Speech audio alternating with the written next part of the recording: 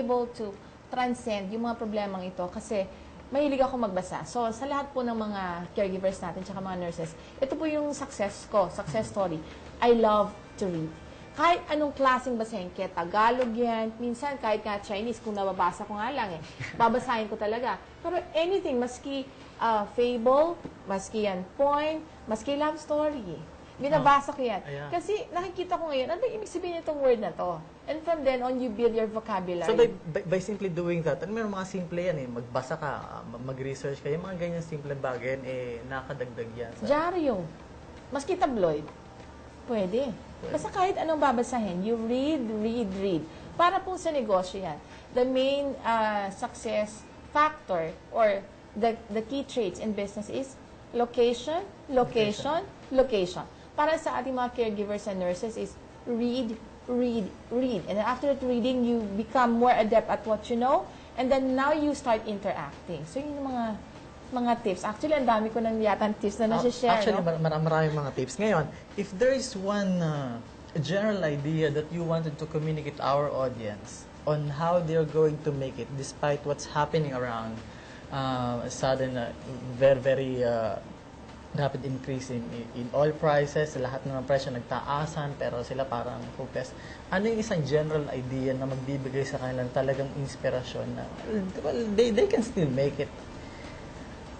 Ito lang po, basically believe in yourself. There will be nobody to pull you up, put you down, except yourself. Pag sinabi kasi ng isang tao sa iyo na hindi mo kaya at pinaniwalaan mo yun, hindi mo talaga kaya.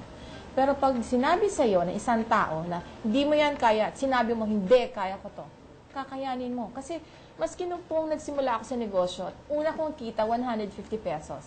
At, masyado malaki yan, 150 pesos. Wait lang, anong year naman yan? Baka naman. Well, ano lang, hindi naman. It was actually more recent. I think it was in 1996. 150 pesos. But it's not about the money really, at this start? It's not about the money really. Kasi ang salary ko na at that time was, I think, mga 30,000, 40,000 in a month. And then here I am earning 150 pesos in a day. Unang kita. At sinabi sa akin, ano ka ba? Naluloka ka ba? 150 pesos, kaya mo mabuhay? And I said, I will prove this person wrong. And I started building myself and proving myself. Yes, I was able to do it. Very good. So, come events that we would like to invite our audience to really attend are, ano itong isa? This is basically the first Philippine Caregiver Summit, Caring for the Filipino, Caring for the World. This will be on August 29, 30, 31. Okay. The conference will be on August 30, 31. The X will be from 29 to 31 at Gateway Mall, Araneta Center, Cubao. And the other one would be? The other one is the 3rd Philippine Nursing Opportunities Conference and Expo, which will be on September 19 to 21 at the Mandarin Oriental Suites, which is for the conference, and the Trade Hall of the Gateway Mall, Araneta Center. So basically po, these two events highlights the different opportunities that you can get. Kung gusto nyo malaman, ano pa ba ang kailangan kong gawin? Punta po kayo. Alright. Ang Voice of Death Television po, ang GNN ay magiging parte ng event to as a media partner, and we would really appreciate other opportunities na mapapagtambalan natin sa future events ninyo. Ang Voice of Death Television po ay ginawa namin para sa kabataan, and for sure, sa ating partnership, magkakatulungan po talaga tayo. We appreciate your coming, Miss Ems, and we hope to see more of you in our upcoming programs.